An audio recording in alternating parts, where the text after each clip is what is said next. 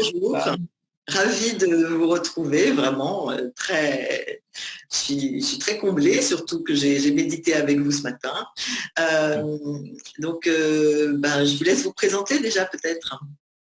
Oui. Soutrim, tu veux commencer? Moi, je suis une des moniales de la communauté monastique de l'Érabling et mon nom, c'est Tsultrim. Voilà. Et moi, je m'appelle Jigme, je suis moine aussi, et j'habite ici à l'Érabling comme Tsultrim depuis une quinzaine d'années. Et je m'occupe d'accueillir les gens qui viennent passer quelques temps en retraite méditation ou en retraite personnelle.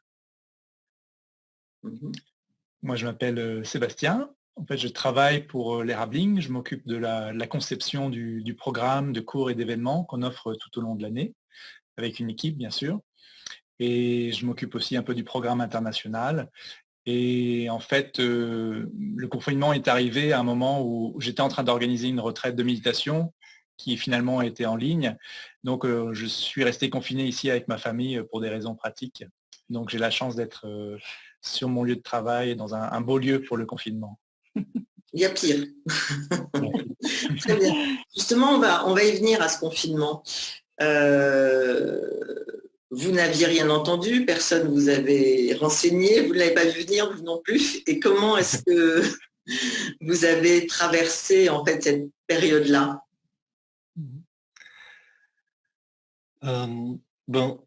Disons que moi, il y a quelque chose que j'ai appris par rapport à ça, c'est que ma façon de vivre avant cette période était finalement assez proche du confinement. Donc, finalement, assez peu de choses ont changé personnellement, sauf le fait que, bien sûr, ici à l'Érabling, on était ouvert au public, on avait beaucoup de gens qui venaient nous trouver, et puis là, tout à coup, on a dû fermer. On a fermé le temple, on a fermé le site, et puis on a dû s'adapter d'une manière différente. Donc on a proposé différentes... on s'est dit comment est-ce qu'on peut être utile. Bien sûr, au départ, la première semaine, c'était finalement assez agréable. On a pu simplement se déposer soi-même, faire un peu de pratique personnelle, vivre un peu entre nous. Et puis après, on s'est dit, mais le but aussi, c'est de partager ces enseignements qui nous viennent du Bouddha, essayer de partager un petit peu aussi ces outils qui nous permettent de trouver un petit peu d'ouverture, un petit peu d'espace. Et on s'est dit, mais comment est-ce qu'on peut le faire? Donc, on n'a pas trop réfléchi d'une certaine manière et on y est allé avec ce qu'on avait sous la main. Certains étaient familiers avec Facebook, d'autres étaient familiers avec Zoom ou avec Instagram. Et on a proposé tout simplement des programmes live, des programmes en direct, où on donnait des instructions tout simplement sur la méditation, comment vivre de manière paisible et calme, comment ne pas stresser par rapport à ces événements complètement nouveaux et comment pouvoir s'adapter par rapport à cette nouvelle situation.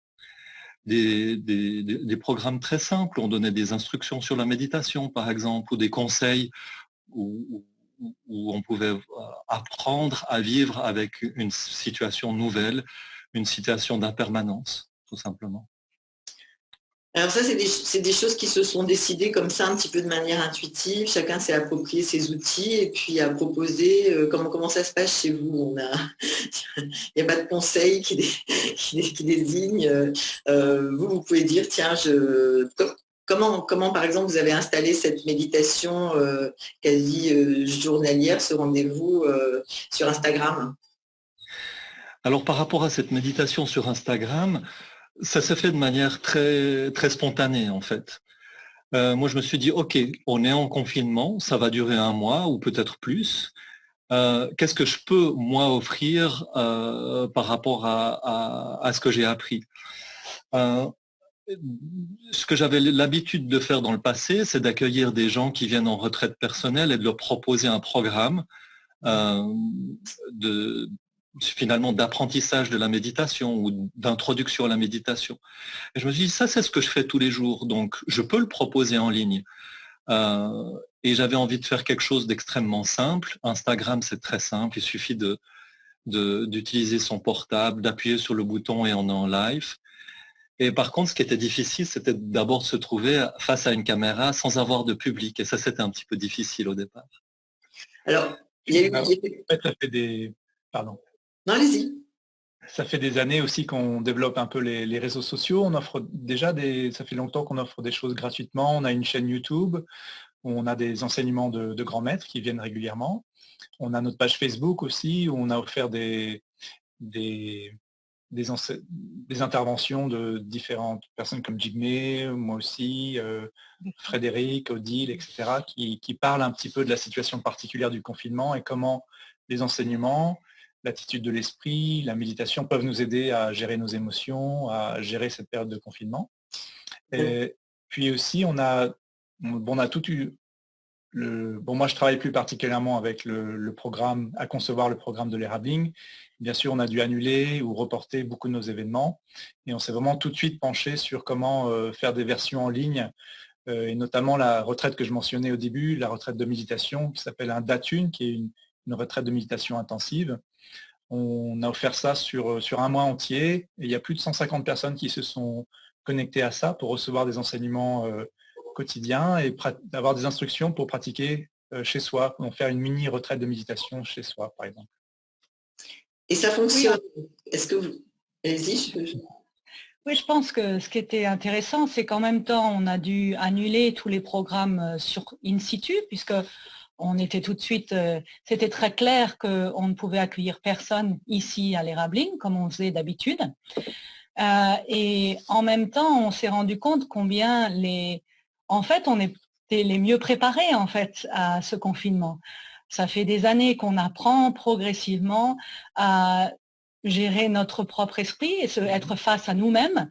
Et là, dans la société normale, où on n'est pas vraiment incité à faire ça, et le Bouddha a vraiment enseigné des techniques afin d'arriver progressivement à cela. Et on a senti on s'est senti presque les mieux placés pour aider tous ces gens qui arrivent et qui doivent de façon si soudaine faire une retraite forcée à la maison avec des gens qui sont pas prêts, qui n'ont pas d'outils pour gérer ce qui s'élève émotionnellement, dans l'esprit, on ne peut pas sortir, comment faire.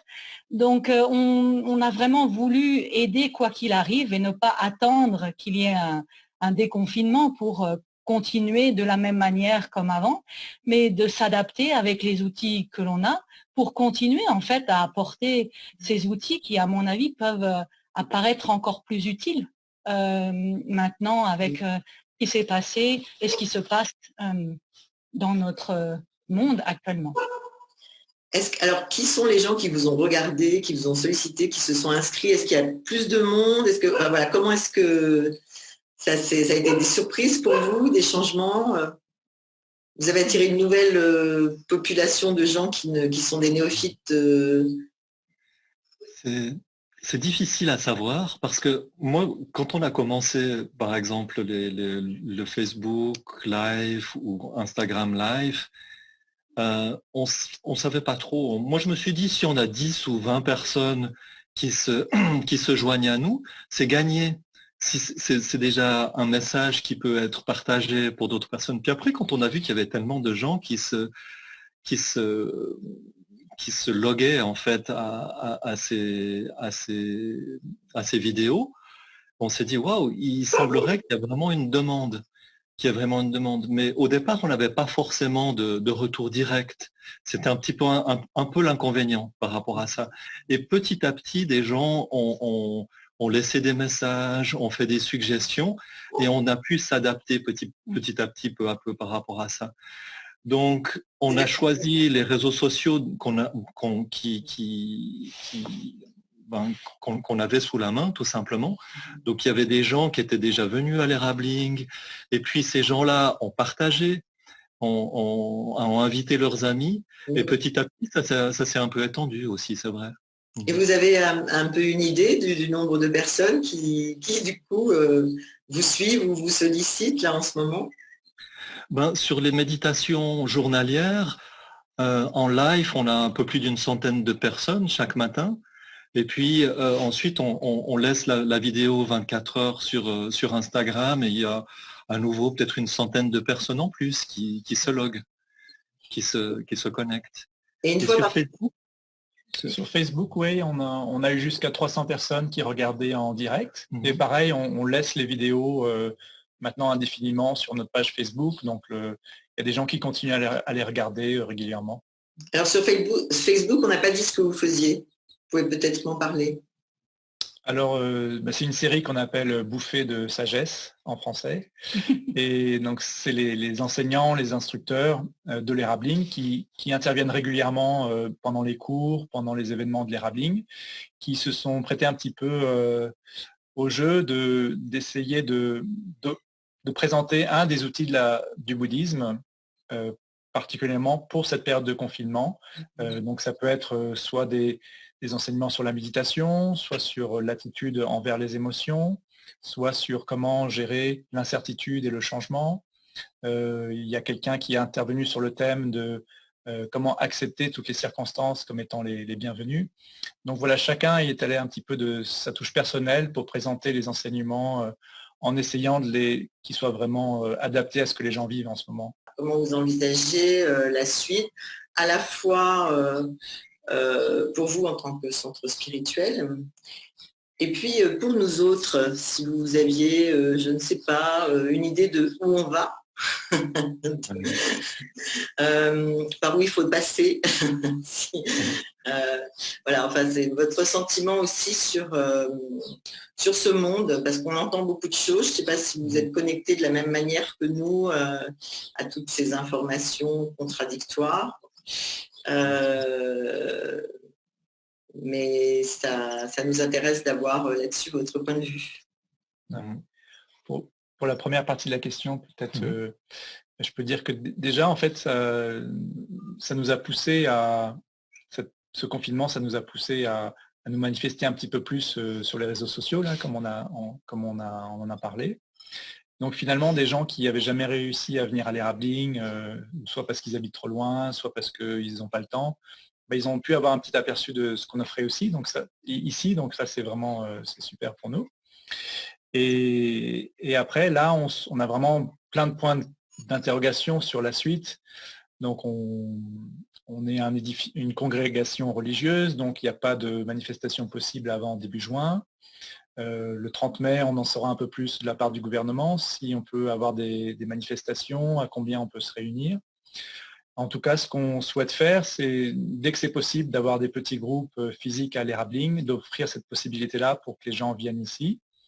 Et on voudrait mettre un peu l'emphase aussi sur le cadre naturel assez magnifique qu'il y a à l'Erabling, puisqu'on est sur 150 hectares de forêt, avec une colline on a une vue à 360 degrés, des forêts, un petit lac, une nature vraiment spectaculaire en ce moment. Donc on aimerait un peu mélanger activité en plein air avec de la méditation, de l'exercice physique, venir faire une petite pause dans un cadre naturel privilégié et continuer à explorer un petit peu ensemble la méditation et puis comment travailler avec ses pensées, ses émotions, et puis réfléchir aussi à la suite, en effet.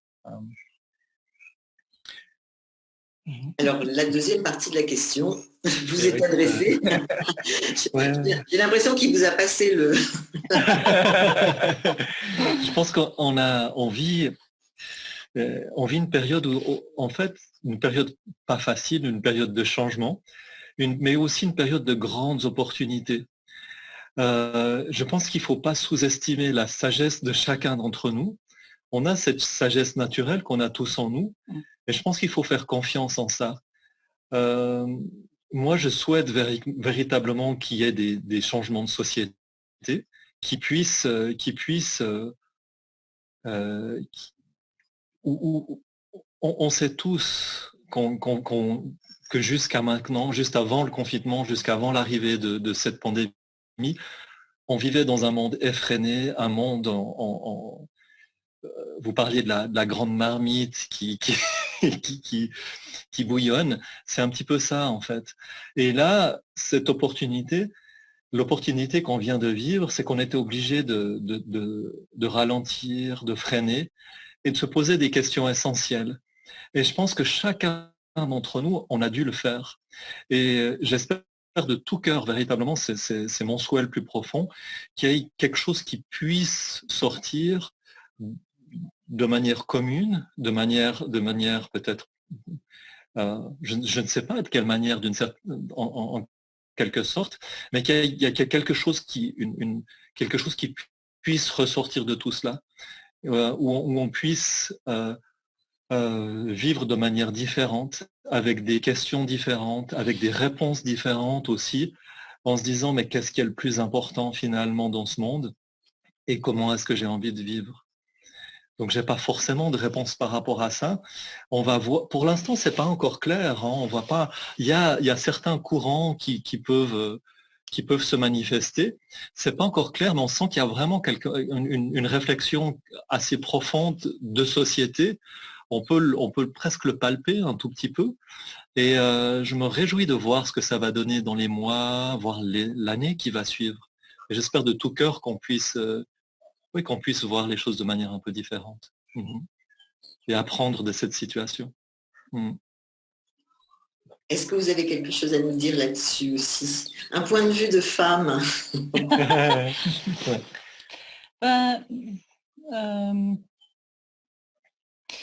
Je dirais que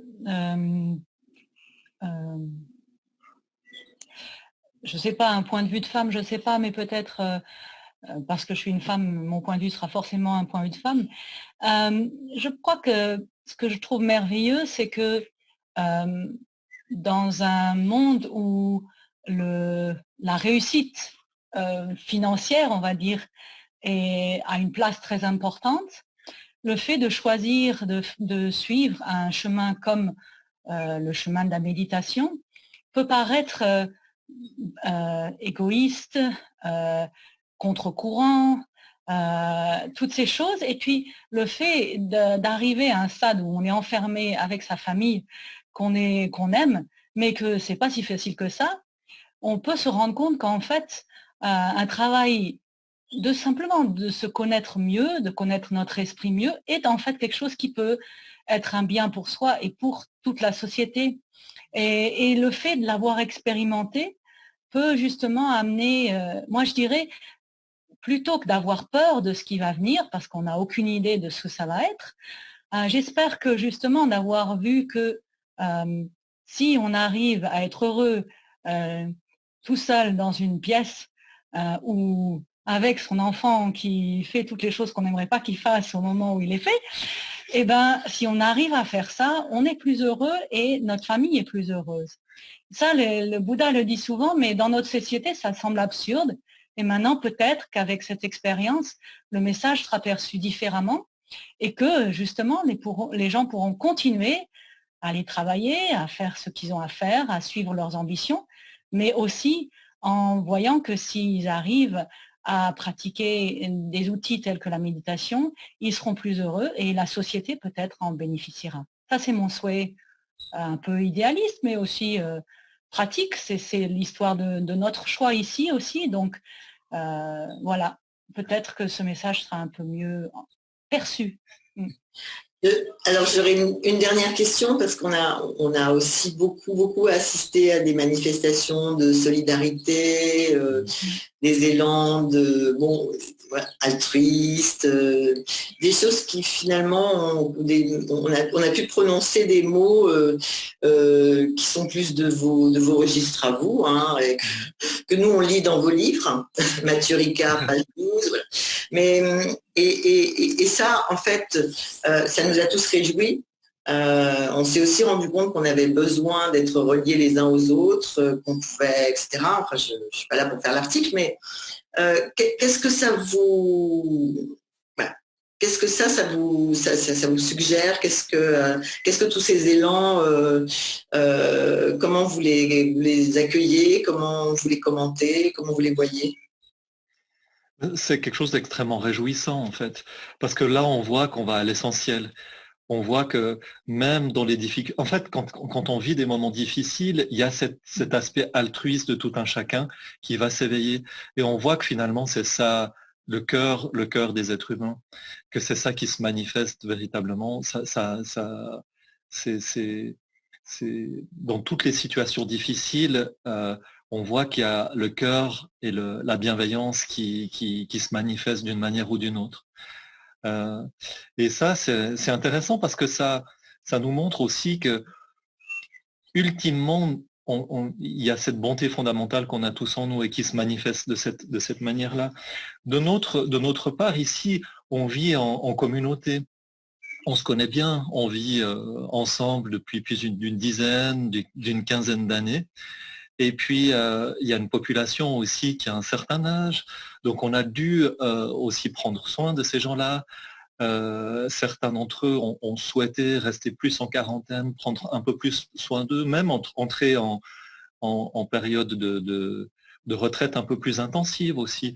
Donc on a développé un service où on amenait les repas à la maison, par exemple.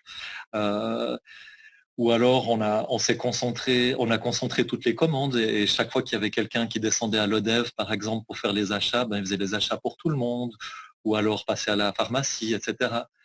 Donc c'est quelque chose qu'on faisait déjà avant, mais là on a encore systématisé. Et ça, je pense, c'est quelque chose qui va rester encore plus dans notre petite communauté. Donc parfois, il y a ce slogan en fait qui dit c'est bien d'avoir une vision globale, mais au niveau de l'action, c'est bien d'être local. Donc c'est important d'avoir une forme de bienveillance pour le monde, pour tous ceux qui nous entourent, mais là où on peut agir, c'est avec ceux qui sont autour de nous. D'agir avec une forme d'altruisme, une forme de bienveillance, et aussi une forme avoir un petit peu de discernement aussi, essayer de se mettre à la place de l'autre, de voir ce dont il a besoin, et puis de voir les changements de comportement, essayer d'être présent pour ceux qui ont besoin. Ça, c'est finalement très réjouissant, et c'est beau de voir ça dans une société, c'est effectivement très très beau de voir ça. Merci, merci à vous. Portez-vous bien. Merci. Merci. Au revoir. Au revoir. Au revoir. La la la la la la la la la la.